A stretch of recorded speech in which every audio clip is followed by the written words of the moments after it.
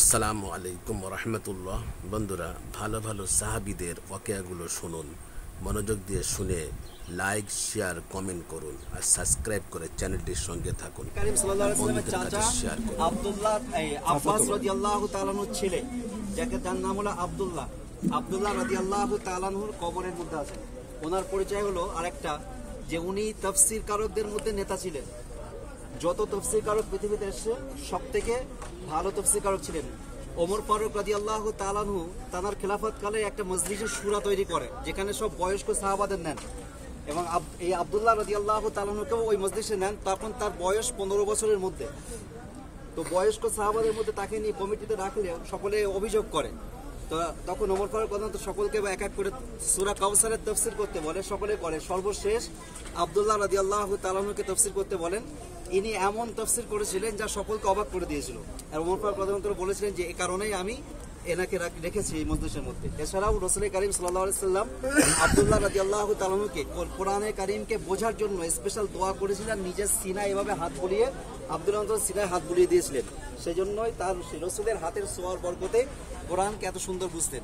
তো তার শেষ জীবন এখানে কেটেছে, এবং এজিদ বাহিনীর বিরোধী করার কারণে এজিদ বাহিনীর হাতেই তিনি শহীদ হন। তার কবরটাই ভিতরে আছে। আমরা এখানে দাঁড়িয়ে, এবং পাশে এই যে পাঁচিলটা দেখছেন, এই পাঁচিলটাই এখানে অন্য আর একটা যুদ্ধে কিছু সাহাবা শহীদ হয়, সেই সাহাবাদের কবর এখানে আছে।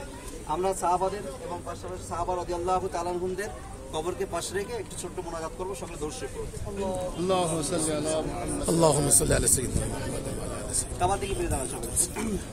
اللهم آمين. ربنا ظلمنا أنفسنا وإن لم تغفر لنا وترحمنا لنكونن من الخاسرين. ربنا آتنا في الدنيا حسنة وفي الآخرة حسنة وقنا عذاب النار وأدخلنا الجنة مع الأبرار يا عزيز يا غفار يا رب العالمين.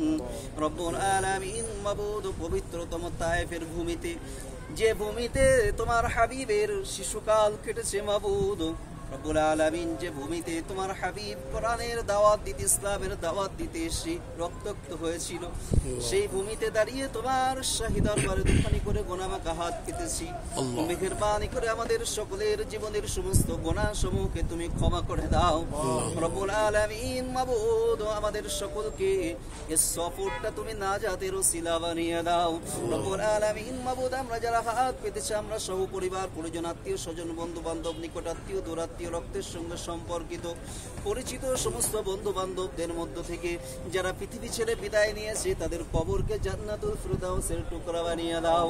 যারা দুনিয়াতে আছে মাবুদ, তাদের সকলের জীবনের গুনাহ সমূহকে ক্ষমা করে দিয়ে আগামী জীবনটা ইসলামের পথের পথিক বানিয়ে নাও রব্বুল আলামিন। সকলের সমস্ত পেরেশানি গুলোকে দূরীভূত করে দাও। যারা অসুস্থ তাদেরকে শেফায়ে কামিলা আজিলা মুস্তামিলা দিয়ে দাও রব্বুল আলামিন। যারা ঋণগ্রস্ত, ঋণকে পরিশোধের তৌফিক দাও রব্বুল আলামিন। এমনই ভাবে যারা বিভিন্ন রকম দোয়ার দরখাস্ত করে মাবুদ, সকলের সমস্ত দোয়াগুলোকে তুমি কবুল করে নাও রব্বুল আলামিন। মাবুদ আমাদের সফরকে তোমার দরবারে তুমি কবুল করে নাও, আমাদের জন্য তুমি সহজ করে দাও রব্বুল আলামিন। মাবুদ মেহেরবানি করে আমাদের সকলের মনের নেক আশাগুলোকে তুমি কবুল করে নাও। সুবহান রাব্বিকা রাব্বিল ইজ্জাতি আম্মা ইয়াসিফুন ওয়া সালামুন আলাল মুরসালিন ওয়ালহামদুলিল্লাহি রাব্বিল আলামিন বিরহমাতিকা ইয়া আরহামার রাহিমিন। সকলে